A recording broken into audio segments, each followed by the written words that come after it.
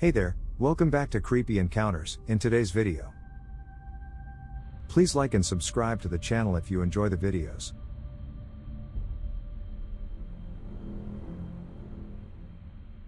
"911 dispatchers, what has been your most creepy/unnerving call?" Another one that stays with me was the man who called in. It was the anniversary of his adult son having hanged himself. He'd now come home to find his wife had done the same. That date is always going to be a black day for him. I had a friend who worked as a 911 dispatcher, and he always said the worst call he ever had was a 20-year-old kid who committed suicide by mixing a bunch of chemicals together in his car to produce hydrogen sulfide gas. He said that the most unnerving part was hearing him calmly listing off the chemicals, the type of gas produced, and the effects of hydrogen sulfide on the body, namely the almost instant death it causes at high concentrations. He ended the call by providing the address of the parking lot he was in and saying that nobody should approach the vehicle without hazmat equipment. Apparently after that there was a whooshing sound as he dumped the last chemical into the mix, and then the line went dead silent aside for a quiet fizzing noise. I know that call screwed him up because he almost never talks about stuff that happens to him on the job. He quit a few months later to go into construction management, and frankly I can't blame him. There's something extra heartbreaking that the kid basically called 911 to make sure whoever collected his body would be safe.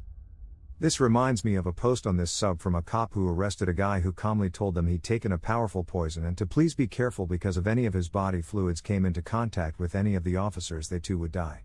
At first they assumed he was just a tin hat nut job, but he died shortly after the MD discovered he had indeed consumed sodium azide, and if the cops had even got any amount of it on their skin they'd have died too. I recently had an open line 911 call, where the person that called was the victim of a home invasion. He was smart enough to call 911 and hide the phone so we could hear everything that was going on. I heard him begging for someone to just take the money and leave. "Please don't kill me, I'm an old man." And I heard another male voice in the background swearing, telling him he was going to shoot him in the face. It was the longest phone call of my life. I thought for sure I was going to hear this poor guy get murdered on the line. I was afraid to say anything because I didn't want the suspect to know or hear that the victim had called. Thankfully our officers got there fairly quickly, surrounded the building and caught the guy trying to go out a back window. He got arrested and the old man survived with only minor injuries from being punched several times. Apparently the suspect was super high and was a friend of a caretaker of the elderly person. The caretaker had mentioned the old man had money hidden in the house. Suicide or homicide calls always get my hair standing on end. I've taken a few of both. It's always eerie how callers start off relatively calm, then you notice them get more and more emotional and hysterical as the weight of what they've just witnessed sets in. I have taken calls from parents screaming at their dead child and sobbing asking why they did it. It's a creepy feeling knowing that they're standing there screaming at a dead body that's in God knows what kind of condition. I've talked to people who were dying and people who had just watched their loved ones die in violent ways, but the ones that get me are the ones that could have been stopped. A guy who didn't report a domestic in a high-rise for 60 minutes until he saw a girl hurtle past his window on the way to the ground below. A woman whose son said he was going to jump off a bridge. She drove to the bridge she thought he'd go to, and sure enough there he was. She didn't want to block traffic, so she drove to the other side to pull over. He jumped before she could run back. Honestly, the call that caused me the absolute most grief was simply an elderly man who woke up to find his wife deceased next to him, having died in her sleep overnight. I'll never forget the pain in his voice. It's weird because there wasn't any crime, any violence, any victim really. He just clearly really loved her and wasn't ready for her to go. I choke up a little thinking about it years later. I asked a friend this. She worked in it 20 plus years and she's an absolute sweet little lady. She told me this one time a neighbor called them to say the apartment building was on fire and there were kids still inside sleeping in the neighboring apartment, but they didn't want to bother checking the door or waking them up not to upset the parents, who were at work. All 6 kids and 2 dogs died that day. She expressed how people are really unwilling to help someone in need when calling sometimes, and it breaks her soul every time. When I got a call from a 6-year-old who got home from school and laid down to take a nap with his dad. His dad never woke up. The kid was so calm when calling it broke my heart. I ended up leaving dispatch shortly after. I was good at compartmentalizing the job for the year I was doing it, but it would have broken me in the long run.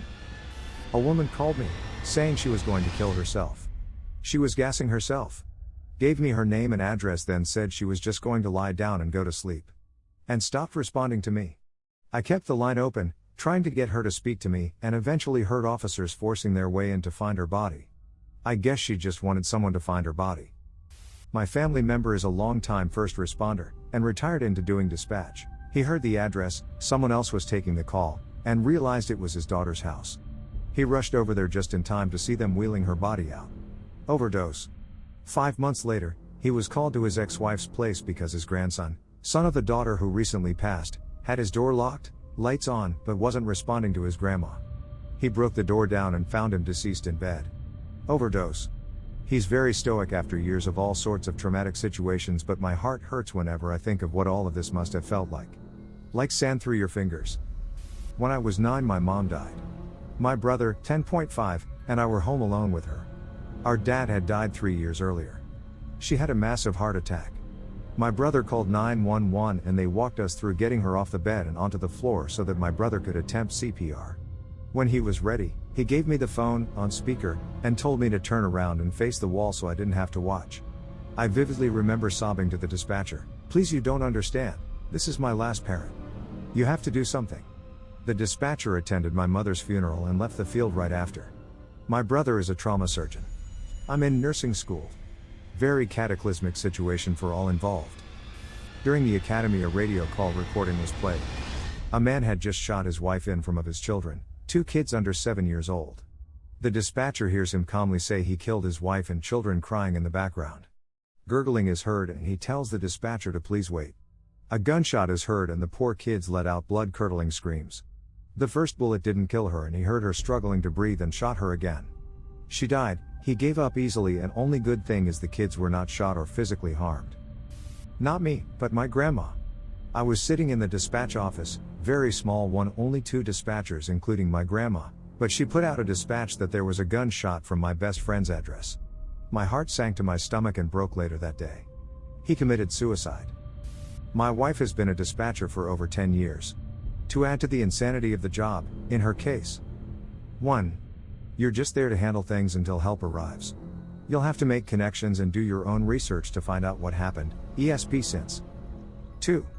Many cops in your management can view you as just a secretary, etc. Also, she doesn't share a building with cops, firefighters, EMTs. 3. If you have a particularly disturbing call, or any call, management, who may or may not be able to do your job, can keep replaying the recording to you, as they nitpick. 4. You don't get a break if your caller shoots themselves in the neck.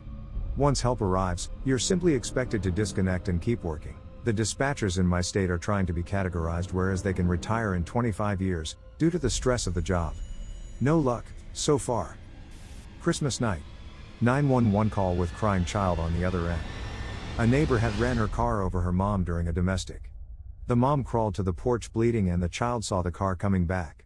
I had her hide quietly in a closet with the cordless phone.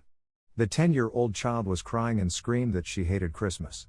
She was afraid of the police when they got there. I kept her on the phone until she felt safe enough to give the phone to an officer. I almost fainted after that call was over. Had nightmares for a while. Not a dispatcher, but to handle radio communications for the Coast Guard. One night I was on the radio and got a call from an 11-year-old kid whose boat had started to sink. He was out with his dad and 6-year-old brother. They had been hit by another boat and his father got knocked unconscious. I remember the entire conversation up until the radio had gone underwater. They ended up finding his dad floating on his back alive, but the 2 boys didn't make it. That one really fucked with me because my 2 littlest brothers were around the same age as the youngest.